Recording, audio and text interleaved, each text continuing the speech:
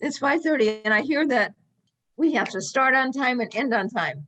Yep. And I'm Andrea Ackerman and I'm the vice chair of the board. And Kim is not here tonight and we're sharing this year. It's going to be me and Kim as we go along.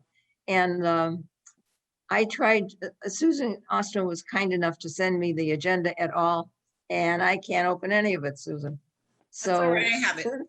So I don't know, Dr. G, do you know how?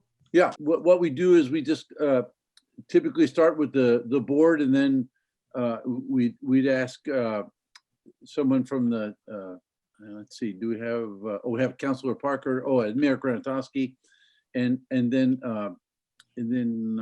Kathy. We and have Mike. city. And then, yeah, the city, Reggie. Reggie made it this time, thank you. And then, so maybe Mike and Kathy can talk for the RTM and. Did you want to go over the, I've got the minutes in front of me from last time. Sure. Did everyone get the minutes? Yes. I think so. Yes. We talked a lot about hybrid learning and the new schools. And Juliet was going to a meeting that night and was talking about the red alert. Yes. And then RTM, Simba reported that the RTM voted to approve the paving of the tennis courts. And Bruce explained that a member of the RTM Civilian Oversight Research Committee, that he was that. And so I think that was about it. So I guess Andrea can ask for approval. Do I have a motion to approve? Motion. I don't know. Juliet. Oh, Juliet. Okay, all right. Is there any discussion if I remember this right? Oh, was there a second? I'll second it. Oh, see, I know I wasn't going to get it right. You figured it out. That's all right. Okay, now, right? Any Yeah. discussion? Hearing none. Everybody in favor say aye. Aye. Aye. Opposed? Abstained? I'm going to abstain because I wasn't there. So, okay, moving along. What's next? I'm so sorry. So Board of Ed, Michael, get us started and then we can chime in. Okay. Well, of course, the big news is that maybe it was this month, or maybe it was last month. Susan, when was it exactly that the board appointed you? At the last meeting in November. The last meeting in November. Monday So, so about 2 weeks ago, the board, as you may have read in the paper, the board received a good number, I think 18 applications. They did a paper screen, and I believe they interviewed 5 or 6 candidates and got it down to a few. And ultimately, Susan's background, knowledge of the district, and basically the reputation that she's earned resulted in the board selecting Susan, and she will become superintendent on January 1st of this year. So we have a new superintendent, and I know the board is delighted, and I'm delighted, and I think the district is in very, very good hands. So that's the huge news from the board. You want to chime in on? I could give some other updates. We looked at the staffing of our buildings, not so much the spread of the virus, but the staffing of the buildings has proven to be really a big problem. The three days before the vacation, of the Thanksgiving vacation, we had 27 staff members out at the high school, 24 at the middle school. There's just been so much spread in the community. We've had about 225 contacts in our buildings, and we asked them all to get tested, and the results were that nobody tested positive. I don't know if this is actually scientifically verifiable, but I'm concluding that the virus is not spreading in the building, spreading in the community, that's for sure, but not so much in the building.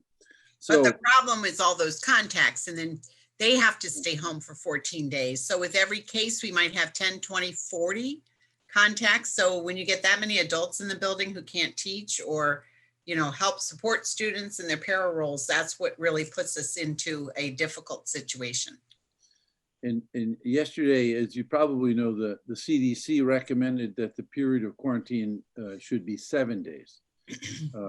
That's going to have a very positive impact because to put it mildly, we want the kids to be in school. There's no question. The children, especially the younger children, when they come to school, they do better. The older kids do too.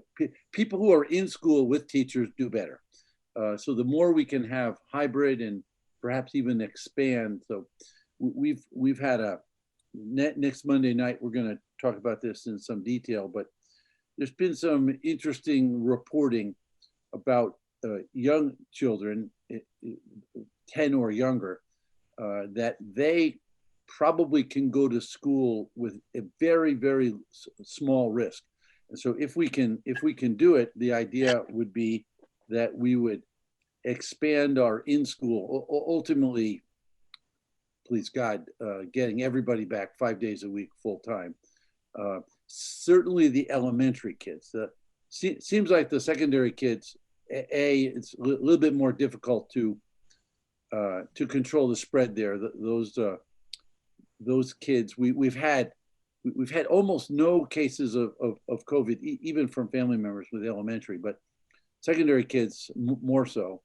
And as I said, the secondary absentee rate, the teachers, it's just been really a mess. So I know several school districts are going pre-K 5, planning to go full in, and middle school, secondary school, middle and high school, perhaps continue hybrid until, please God, this virus is widespread. And you also, you may know that they put teachers in tier 2. So I said to Kim this morning, tier 1 are medical staff and nursing home residents, and it's about 24 million people. Tier 2 is police officers, firemen, and teachers, but there are 87 million of them. So as you can imagine, getting 87 million people, if it's the Pfizer one, what is it, 70 degrees below zero?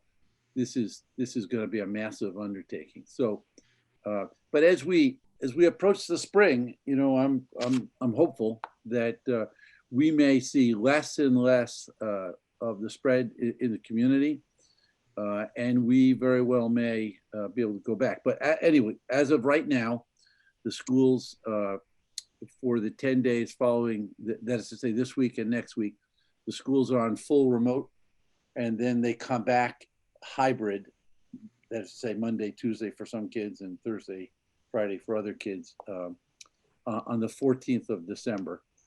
And we're going to monitor that very, very carefully. We have not, knock wood, I have not heard of a single case since 2 days before since the day before Thanksgiving. There were a couple before Thanksgiving, but I was fearful we were going to hear a lot of cases soon, but that has not yet. That has not happened.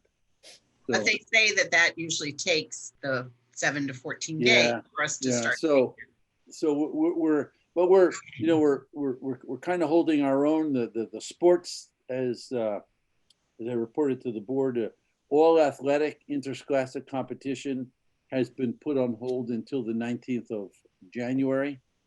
They're still hoping to sort of squeeze in. We won't do wrestling.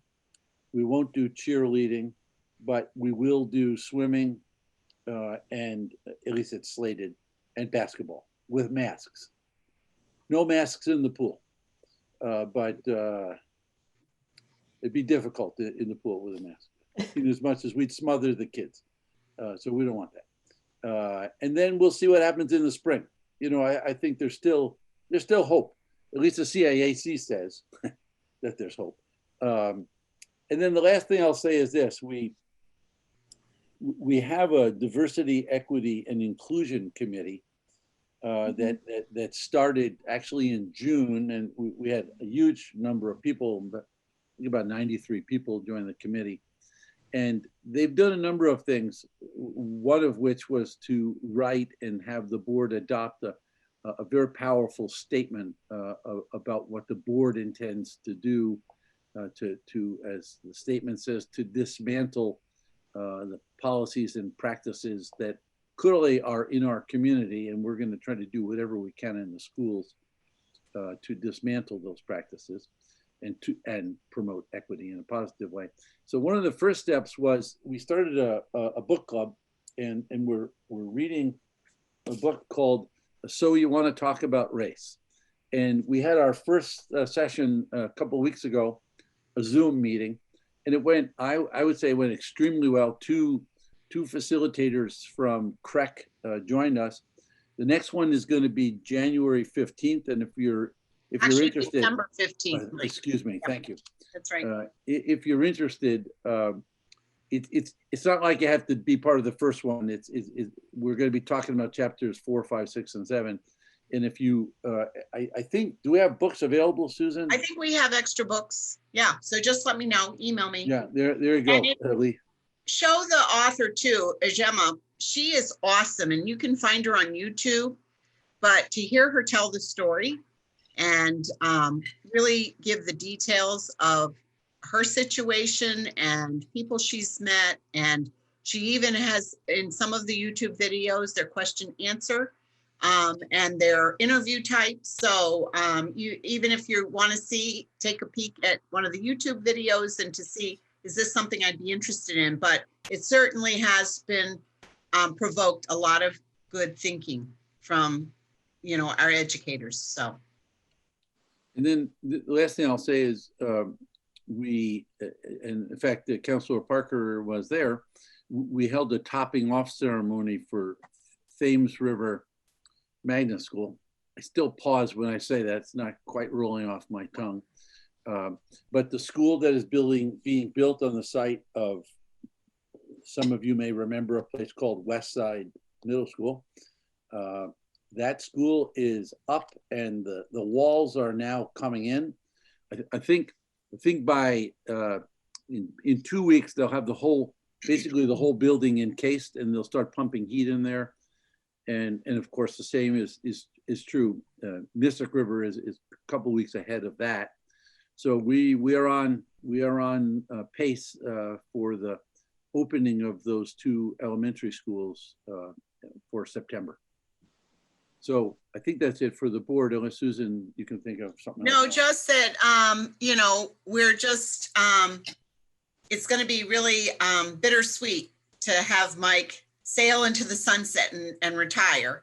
But he certainly let us be shipshape. We've worked tirelessly on a budget, and we're continuing to work on it. And we're going to be presenting some ideas to the board so that when I start in January, we'll at least have a game plan and be able to share that more and have the board work with me to, you know, see all that we can do to get the budget ready for the town council and the RTM. So I feel like we're a little ahead of the game. I'm feeling pretty good.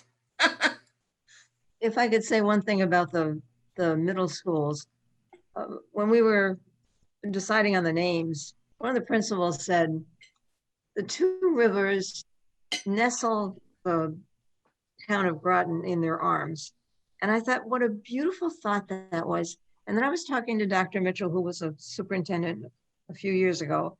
And he said, and you know, when the 2 rivers meet, they go into Long Island Sound and they become one.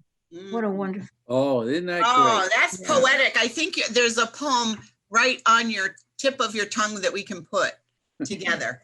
That's poetic. I never even thought about that. I've heard we do have it written that we are nestled in between the Thames and the Mystic River. And certainly having the historian on our side and really taking a close look. Jim Streeter was so helpful.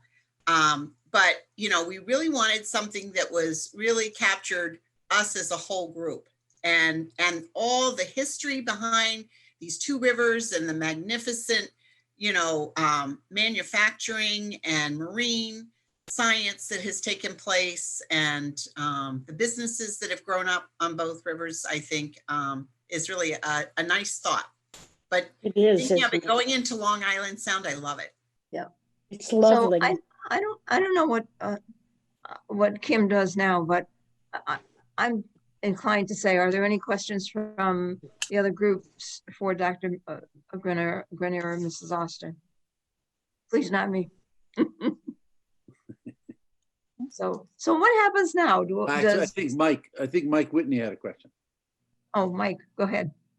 Yeah, thank you for the information.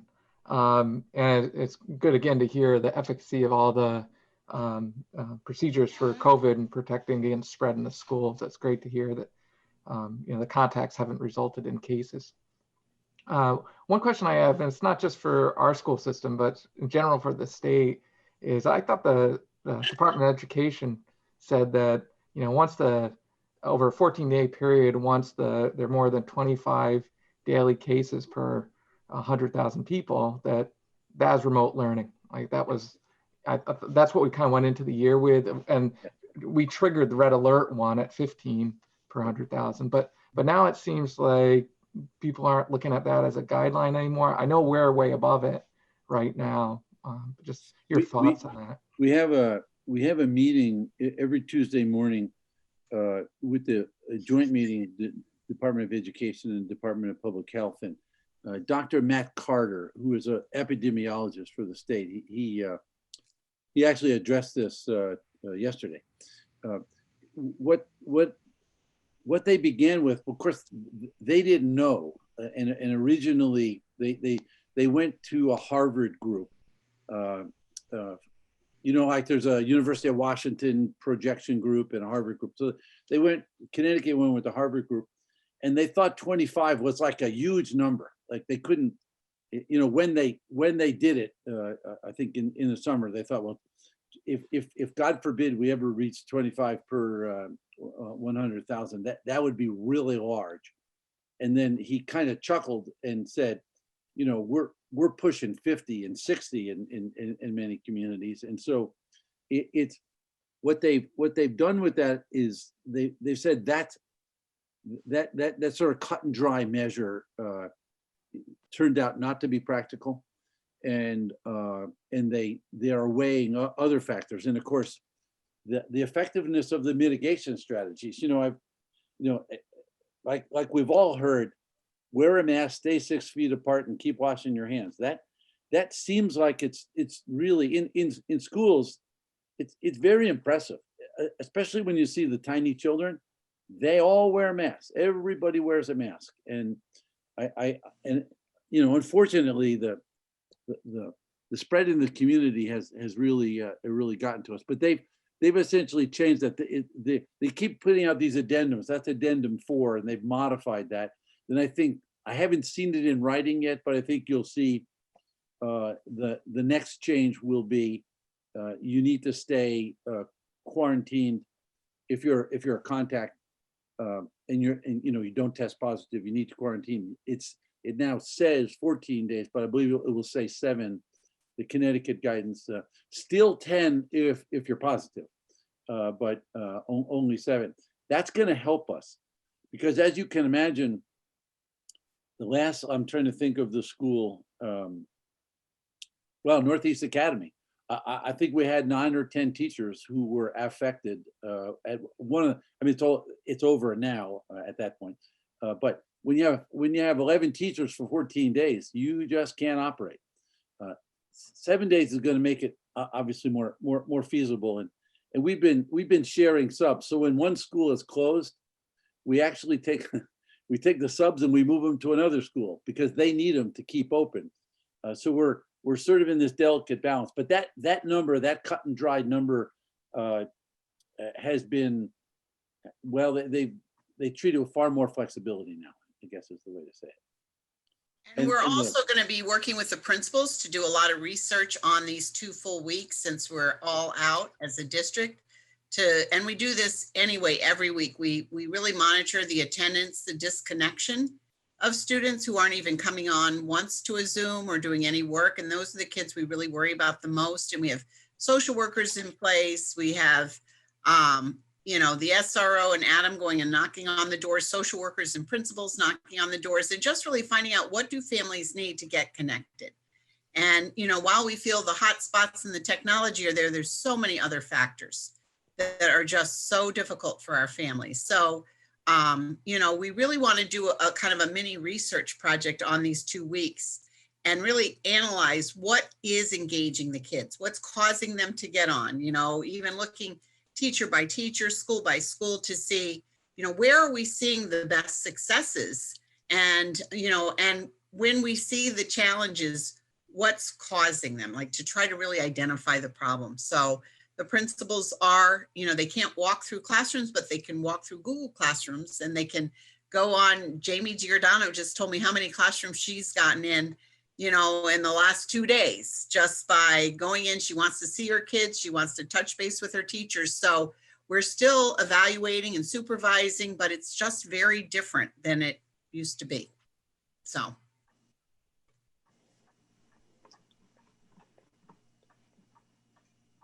I'm sorry. I think it says I don't SBB.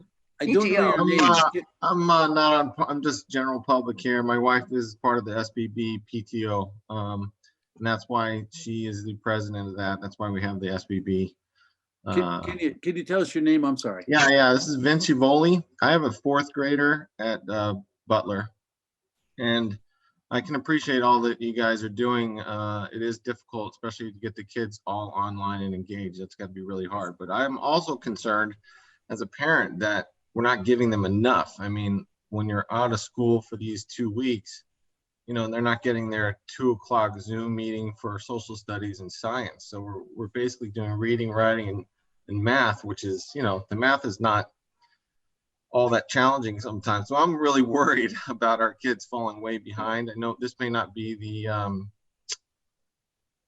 you know, the meeting for that, but I'm just concerned because, you know, there are other districts that seem to be going the 5 days. And I'm all with you, Mr. Grenier, that, you know, the little kids can follow instruction. You know, they know where to walk on the side of the one side of the hallway and wash their hands and do everything. So I'm all for this 5 days or 4 days a week. Anything we can do to get them more in school. I mean, we're fortunate. My wife and I are both home, so we're on top of them. But I know there's challenges getting, as you pointed out, Susan, that, you know, getting kids online is difficult. So I just worry so much that, you know, these kids are going to be so far behind. Anyway, we're actually going to have a meeting about that. I had a talk with Kim offline, Susan. We're going to try to get the principals together. We're going to address that. I appreciate what you said, Vince, and of course our goal is this. You know, we share the same goal. We just I want to be sure we can get there and get there equitably. I think some teachers are doing it more vigorously or rigorously, or you know, they have better tech skills, and you know, it's a bit of a moving target, but I hear what you're saying, and we'll address it with the principals. Thank you, Mike. Can I jump in? Yeah, sure. Okay. I realize that some people might want them more on the computer, but for example, Aaliyah ended up with vertigo from being on so much. So you want to maybe do a survey saying, are your kids getting sick? Is your vision impaired? Is that why you're not on as much? Any medical concerns?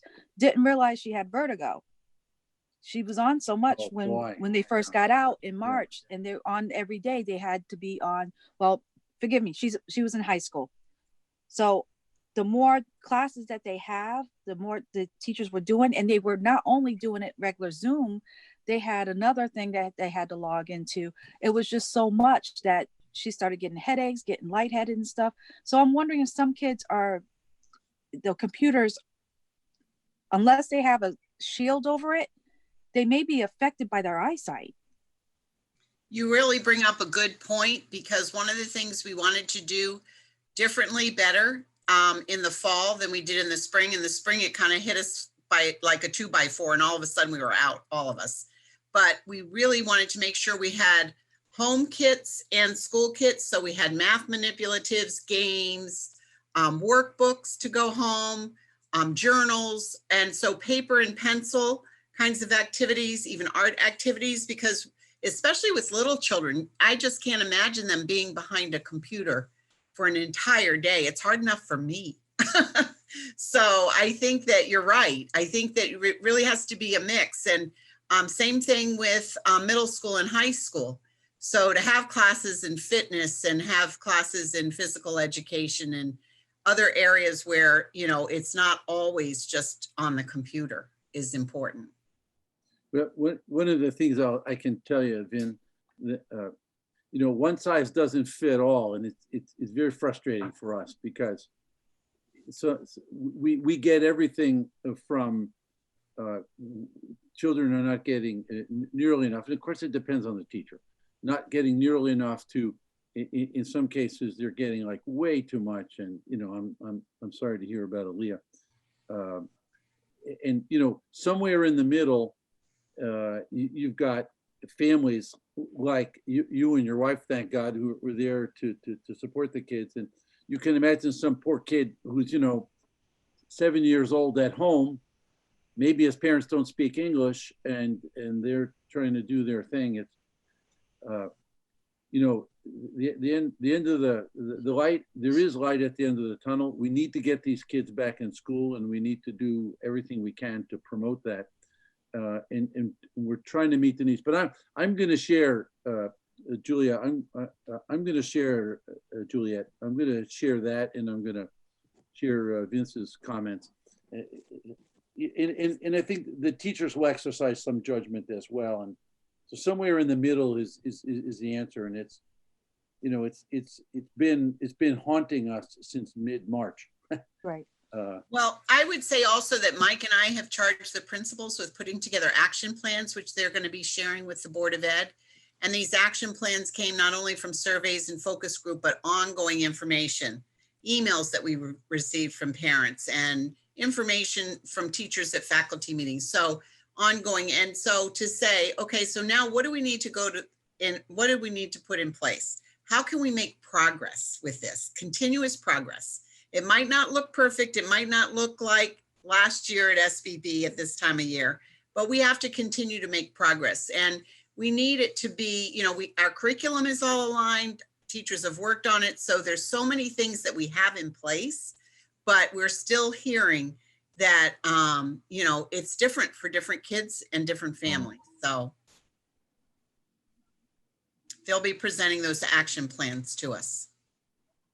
Thank you, Susan. I'll carry your comments forward, Vince.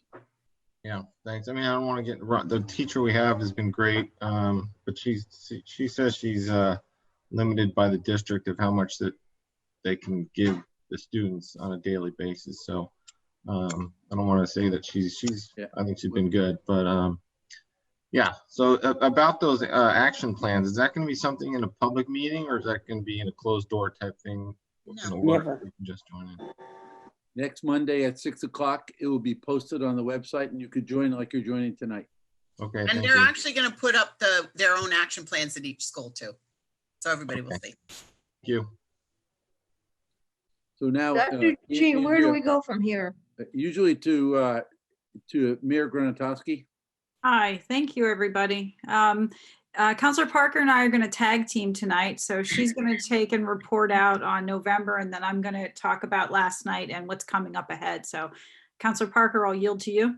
Okay, so since I was unable to provide you information from November's meeting, since we were having it right after this last meeting, we approved the alterations to River Road. Let me see. We adopted the TIF amendments. We authorized town manager to sign the short-term tax agreement for the Mystic Education Center. We approved the space use agreement for Children's First Groton. They're going to be at the Groton Public Library. So they have a space there so they can continue helping the residents of Groton. Groton Heights, we scheduled a public hearing for Groton Heights, for the selling of the Groton Heights. That was for last night's meeting, but I'll let the mayor talk about that one. And we authorized the town manager to sign the short-term fixed assessment agreement for William Seeley School. So hopefully that's enough. If you want any additional information, feel free to reach out to me. Thank you. Thank you, Councilor Parker. So last night, as Councilor Parker said, we had our hearing for the sale of the Groton Heights property. We have scheduled 2 public hearings for 2 other excess town properties, one being on Gold Star Highway and the other being the former Colonel Ledyard School property. I can't talk. We are doing an Economic Assistance Fund Award for 3 Water Street. That's the new building on Water Street. We approved 2 funding requests from 2 agencies, the Cultural Coalition and Safe Futures. Coming up on the agenda for the next meeting, we have the Fitch High School asbestos removal project that will be on the agenda. And we have a couple of public safety grants. We have a memorandum of understanding for the Groton Sale Foundation and the siting of that particular item on the property by the Groton Public Library. We're going to be having a report from the Resilience and Sustainability Task Force as well. And we're going to be having a discussion on road maintenance and a discussion about complete streets, and if the council wishes to pursue the concept of complete streets within the town of Groton. And that would be making the streets easily accessible, not only for motor vehicles, but for bicyclists, pedestrians, and making it friendly, kind of a more walkable space, if that's something that the council wishes to pursue. That's what I have to report. And I just wanted to add teacher Patrice now. I understand the science that small children are not being affected so much by COVID, but keep in mind that to have that school open, you have adults in the building that will be affected by it. So just please keep in mind your teachers, your paras, your support staff that have to be there to help the kids. And teacher Patrice also recognizes that there's a continuum of ability and technology access. So I'm well aware of that, but it just, remember your teachers too, please. Thank you. Well said, and we will. Now, Andrea, Hey, help me out. I say we go to Dr. Whitney and Kathy Chase. I'm sorry, did you forget city? Yeah, the No, I'm gonna swing. Well, we go to city if you want, and then we'll come back to RTM. So, Reggie, you want to fill us in on some city stuff, please? Yeah, actually, at this present moment here in the city, we're actually in the process of we're going to lose a city council member, and actually lost one as of Monday, and then on this Monday coming up in December, we're going to elect to get a new city council member to replace. And also we added a new planning and zoning employee, department head, and also we have a new economic development department head that are one went in effect in November, and the other is going to take effect, I believe, January 1st.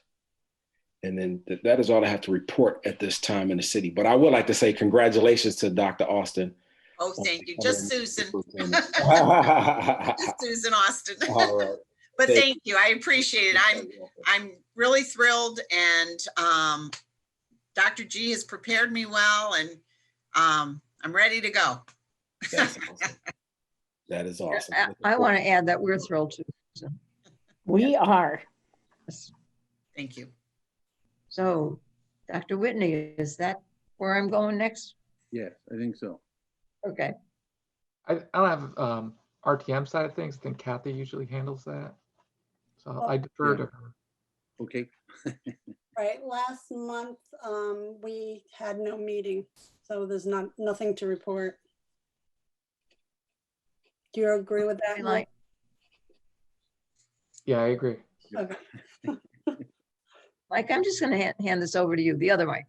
Dr. G, I'm going to hand this over to you, if that's okay. No, it's fine. Well, you know, in the time of COVID, if there's not very many good things, but one of the good things is these meetings, all the meetings, obviously the RTM meetings are extremely expeditious in as much as they're not even happening. And the city council sounds like it's moving along, but at a good brisk pace. And these meetings are typically an hour, but you know, there seems to be people say what they need to say, and they move on. But I will say this: I wanted to add one more thing about education, especially when you have mentioned Dr. Mitchell, and I just want to brag a little bit about Dr. Ackerman. This year, the Martin Luther King Scholarship Committee gave out. Help me out, Andrea. Was it 14 scholarships? 16. 16. 16, $20,000 scholarships. So $320,000 was given out. 5 of those $20,000 scholarships were given out to Fitch High School students, and I know one of them very well, extremely well, and frankly, without that kind of financial help, I don't think he would have been able to make it to college. It is a life-changing event in that young man's experience and education. And he was, when we presented him, he was the only one who actually started crying, because it was a life changer, literally a life changer. And so, I mean, I'm so disappointed that we didn't have the opportunity to have the dinner, because that's one of the great events. So I think everyone's sort of looking forward to that next year. And but I think we all agree that as we progress through the month of December, we want to get back to school. You want to talk a little bit about your gradual expansion of in-school? Well, yeah, it's a conversation I've been having with principals since we started this gig. And back in the fall, I was saying, what if we just started looking at students who really needed to be there the 4 days a week? So we started expanding special education students and some of our EL students and kids who weren't connecting. We tried to get them into the building so we could reconnect them. And then we have this, you know, this red all over the place, and the hospitals are filling up, and we kind of just stopped at that point. But I really said to Mike, you know, if we could then in January really plan this out and really find out, maybe there's parents willing to send the kids 4 days a week, and maybe we start growing this thing, at least starting in the elementary school, so that we can, and you know, I'm really looking forward to seeing what is the remote learning data. And so we also have an assessment plan. We've given the Fontes and Pinnell, which is a reading screening, and teachers were pretty delighted that it wasn't a huge plummet, that, you know, while kids usually do a summer slide, the data that we had at the, you know, at the end of the year was pretty much the same that we got again in the fall. So, and we're working with the state to do the interim assessment. So we're really making sure that we're checking on kids to see where they are and what they need, so that we can teach and really fine tune our teaching. So I'm excited about that. And the teacher and the principals are really willing to take a good look at that. And I think that, you know, it is possible, especially with the vaccine on the horizon. Like I said, Mike and I say the only thing that holds us back is if there is a case and 40 contacts, we can't run a building. There's not enough subs to fill. So that's the only problem. But we just, you know, we just have to continue washing our hands, wearing our masks, and not eating together, you know, and making sure we're safe. So some teachers eat in their cars because they just feel more comfortable that way. So we're trying to do our very best. Could I say something about the vaccine? Sure. Sure. We are going to do so much better with this vaccine. Some of the vaccine from Pfizer is already in California. I mean, I don't know if people are aware of that. This is the biggest problem is going to be not the vaccine, but getting the shots into the arms.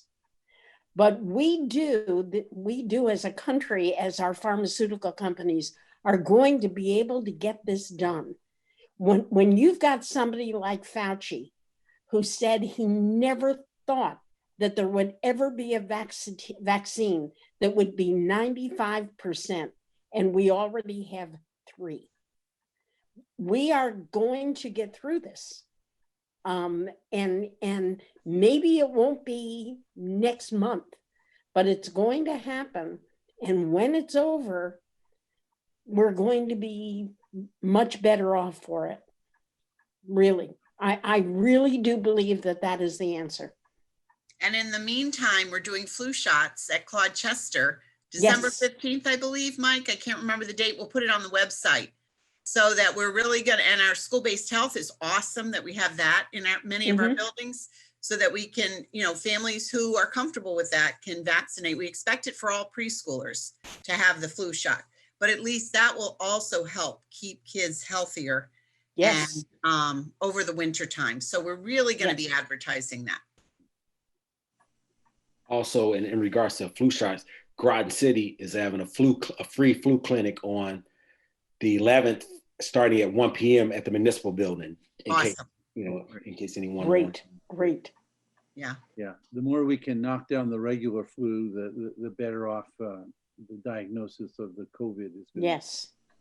I think you're right, Lee. And all those pharmaceutical researchers, and now we're going to turn our attention to the logistics guys. Getting this stuff out is going to be, you know, a Herculean chore. That's for sure. But yeah, we're moving ahead, and please God, I listen to Fauci, you know, like Saint Fauci, like everybody else does, and you know, he seems to indicate by summer, you know, it will be widely available. And so, you know, please God, yes. I had this conversation. Whoops, I'm sorry. Yeah, go ahead. Sorry. I had this conversation with my students today, talking to them about, you know, just getting through the next few months, and once the vaccine becomes available, and kids are resilient, and we'll be fine. But it's not easy on anybody. And I just want to say to Dr. Grenier and Dr. Austin that we do appreciate everything you've done and how you've shepherded us through, and how you've been in good communication with the parents, with the families, with the teachers. Wonderful. And we do appreciate all that you've done, as well as the rest of the board too, Dr. Ackerman and Ms. White. So thank you so much. And congratulations, Dr. Austin. Thank you so Big much. shoes to fill, but you can do it with your stilettos. I do need big shoes, but I know where to find them if I need them. We know right where down the street. Right. Well, thank you for running a wonderful meeting, Dr. Ackerman. Oh, thanks so Good job, much. Andrea. Yeah, thanks so much. You know what comes after this. I know. But I don't think I get to say it, but I wanted to say one thing. And that is, I wanted to thank Dr. Grenier for talking about the Martin Luther King Scholarship, and that the ecumenical service is on that Sunday of the Martin Luther King weekend. It's Sunday, and it'll be a Zoom meeting, so we'll get that out to everybody. Great. And I also wanted to note that Councilor Parker's daughter, Aaliyah, is a Martin Luther And that's because of all you learned at Fitch Junior High School. Just keep that in Fitch mind. Junior, yes, yes, because Okay, so I she was can't, the this is first my one that taught job. me to, Dr. Ackerman, you were the one that taught me how to shake hands with a person. You said, Oh, look them straight in the eye and I do can- not have a fish. You do not shake your hands with like a fish. I still do it to this day, and I've told the girls that. Isn't that wonderful? Good lesson. Thank you. Thank you. So, you're welcome. So I can't do this in my job and I have to pass it off to somebody. Do I have a motion to adjourn? Lee, a second. Second, Second. Okay, so good night all. Thank you very much. I think you did better than Harry Watson. Oh. Half hour. Wow. Woohoo! Good night, everybody. Bye. Good night, Thank you. everyone. Bye, y'all.